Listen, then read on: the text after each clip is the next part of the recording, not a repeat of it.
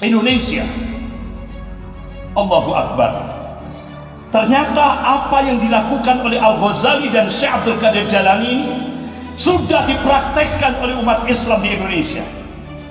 Coba kita lihat sekarang, di mana-mana ternyata apa yang diungkap oleh Gladstone itu dipraktekkan dua negara adidaya yang sekarang sedang mencengkeram Indonesia.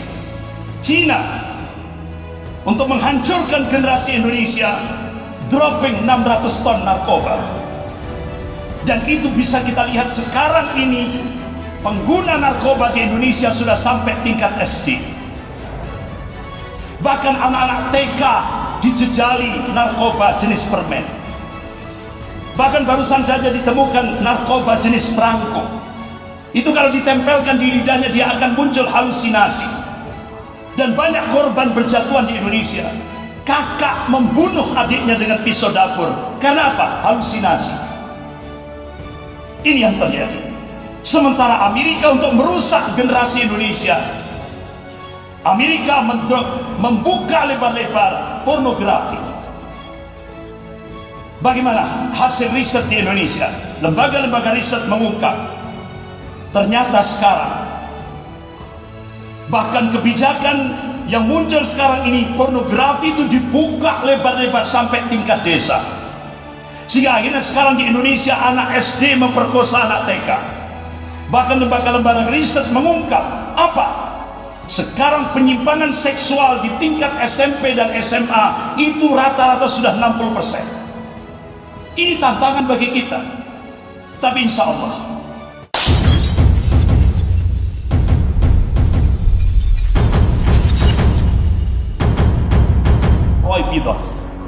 Ar-Rabidah itu orang yang tidak paham din tapi memimpin rakyat kebanyakan. Inilah yang dikhawatirkan oleh Rasulullah SAW 1444 tahun yang lalu. Manakala imaratus sufaha, pemimpin yang bodoh itu diangkat sebagai pemimpin, artinya dia bukan bodoh dalam arti dia tidak lulus SMA, bukan. Tapi pemimpin yang bodoh yang dimaksudkan oleh Rasulullah adalah pemimpin yang tidak paham din agama. Manakala itu terjadi, Rasulullah mengabarkan akan terjadi fasad, kerusakan dan semua lini kehidupan. Dan itu sudah menjadi masalah ummah, problematika umat kontemporer kekinian. Bagaimana solusinya? Tentunya kita diberikan arahan yang konkret oleh Rasulullah SAW. Qala Rasulullah SAW, taraktu fikum syai'aini lan tadilu ba'dahuma kitabullah wa sunnatun nabi. Aku tinggalkan dua perkara. Kalian tidak akan sesat selama kalian berpegang pada dua perkara itu. Kitabullah wa sunnatun nabi. Al-Quran dan sunnah Nabi. Dan ini benar-benar dipraktekkan oleh ulama-ulama Ahlus Sunnah wal Jamaah. Di antaranya yaitu Al-Imam Al-Ghazali rahimahullah bersama muridnya Syekh Abdul Qadir Jailani rahimahullah.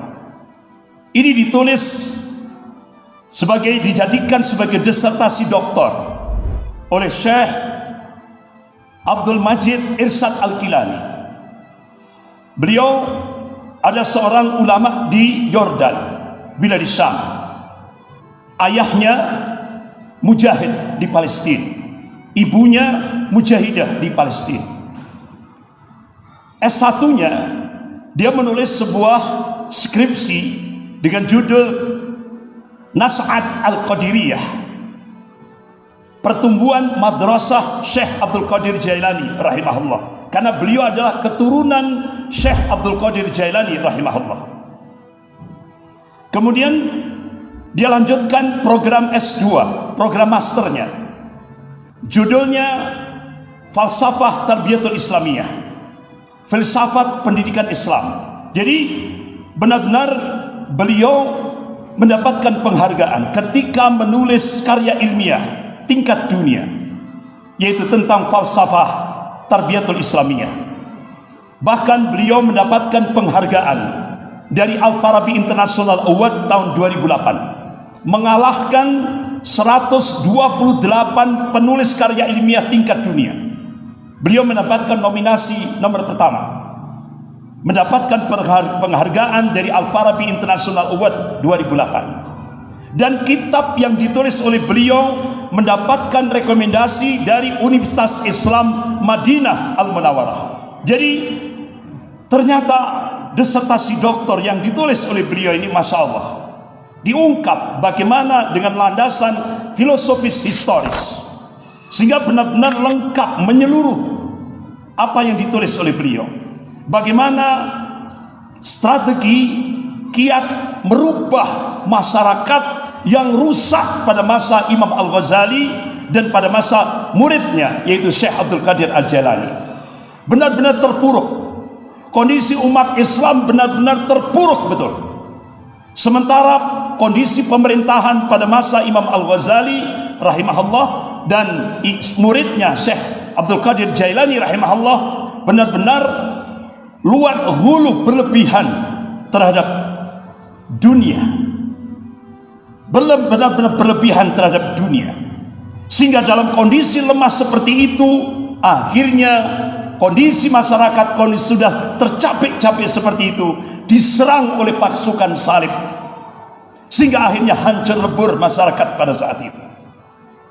Bagaimana Al-Ghazali bersama muridnya Syekh Abdul Qadir Jailani rahimahullah melakukan islah, melakukan perubahan untuk membangkitkan kembali masyarakat istimewa Islamiyah, masyarakat Islam pada masa itu. Al-Ghazali bersama muridnya Syekh Abdul Qadir Jailani rahimahullah diungkap dalam disertasi doktor Syekh Abdul Majid Irsan Al-Kilani.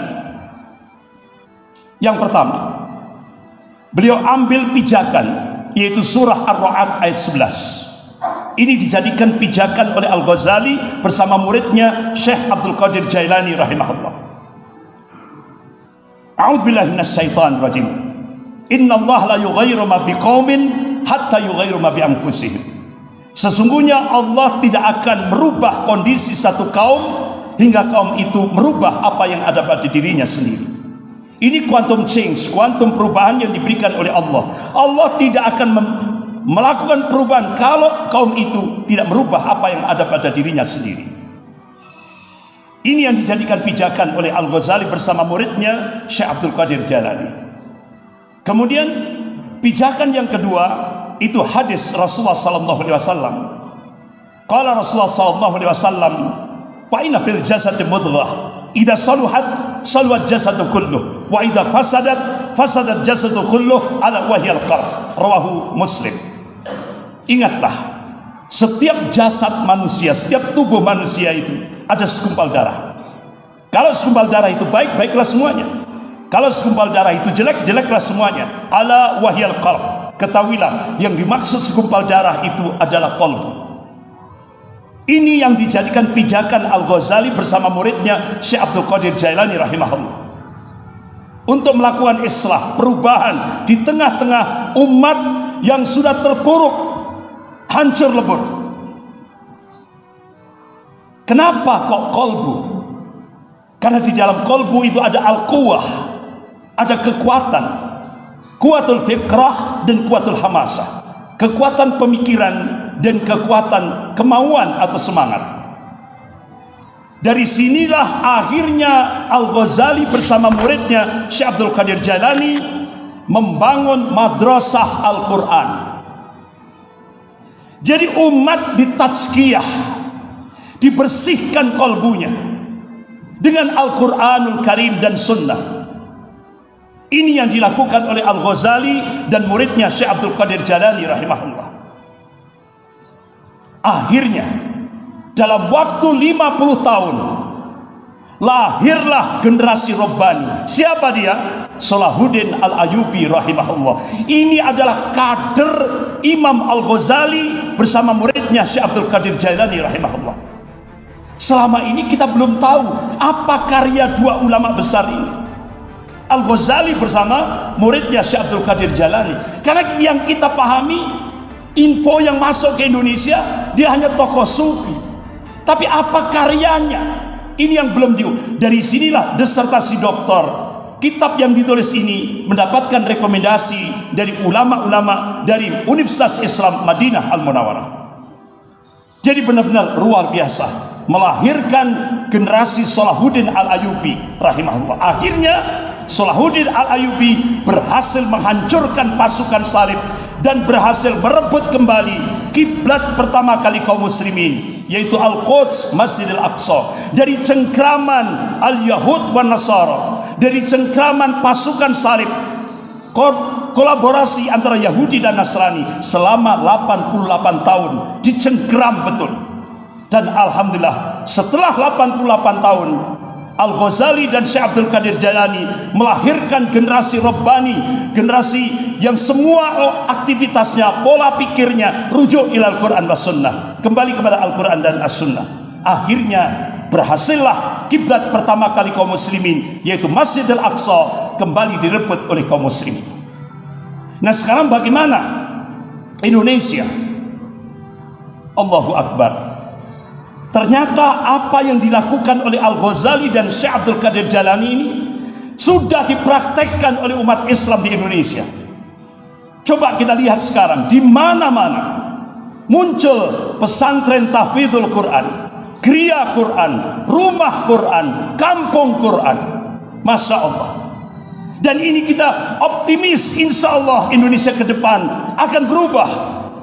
Insya Allah kita diberikan optimisme. Ini motivasi. Dan jangan dikira ini sesuatu yang dahsyat.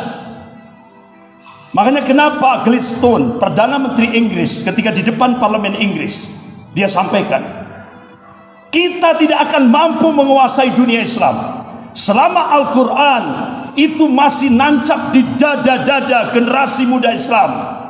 Oleh karena itu tugas kita, katanya, jauhkan generasi muda Islam dari Al-Quran. Dengan apa? Khamar, judi, free sex, kalau bahasa kita sekarang pornografi, hedonis, kehidupan hedonis. Kalau zaman sekarang narkoba dan sebagainya dan sebagainya. Ini tantangan bagi kita. Ternyata apa yang diungkap oleh Gladstone itu dipraktekkan dua negara adidaya yang sekarang sedang mencengkeram Indonesia. Cina untuk menghancurkan generasi Indonesia, dropping 600 ton narkoba. Dan itu bisa kita lihat sekarang ini, pengguna narkoba di Indonesia sudah sampai tingkat SD. Bahkan anak-anak TK dijejali narkoba jenis permen. Bahkan barusan saja ditemukan narkoba jenis perangko. Itu kalau ditempelkan di lidahnya dia akan muncul halusinasi. Dan banyak korban berjatuhan di Indonesia.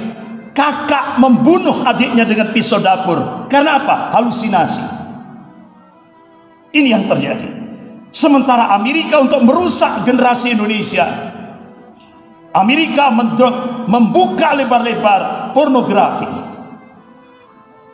Bagaimana hasil riset di Indonesia? Lembaga-lembaga riset mengungkap, ternyata sekarang bahkan kebijakan yang muncul sekarang ini, pornografi itu dibuka lebar-lebar sampai tingkat desa.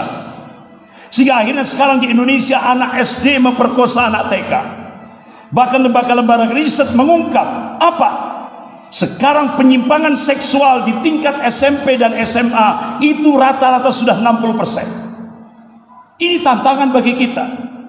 Tapi insya Allah gantungan kita Allah. Oleh karena itu, apa yang dipraktekkan oleh Al-Ghazali, ayo kita gerakkan di Indonesia. Mulai dari masjid, kita dari masjid ini kita jadikan sebagai pusat peradaban Islam untuk membangun kuatul ummah. Insya Allah Allah subhanahu wa ta'ala akan memberikan al-falah, kemenangan. Kan itu pasti. Kenapa kita diyakinkan oleh Allah subhanahu wa ta'ala, wa man nasru illa min indillahi azizil hakim.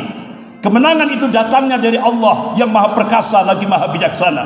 Bahkan Allah berjanji, wa kana haqqan alaina nasrul mu'minin. Kewajiban kami membela, memenangkan, mensukseskan golongan mukmin. Ini sebuah kepastian. Innallaha la yukhliful mi'ad. Allah tidak akan mengingkari janjinya. La tabdila di kalimatillah. Tidak ada perubahan akan kalimah-kalimah Allah. Mudah-mudahan kita semuanya dijadikan oleh Allah ansarullah, penolong-penolong agama Allah. sampai kita menghadap Allah, sampai kita menghadapi sakratul maut. Mudah-mudahan kita semuanya diberikan akhir yang husnul khatimah. Barakallahu li wa lakum fil Qur'anil azim wa nafa'ni wa iyyakum bima fihi minal ayati wa dzikril hakim. Aqulu qouli hadza wastaghfirullah innahu wal ghafurur rahim.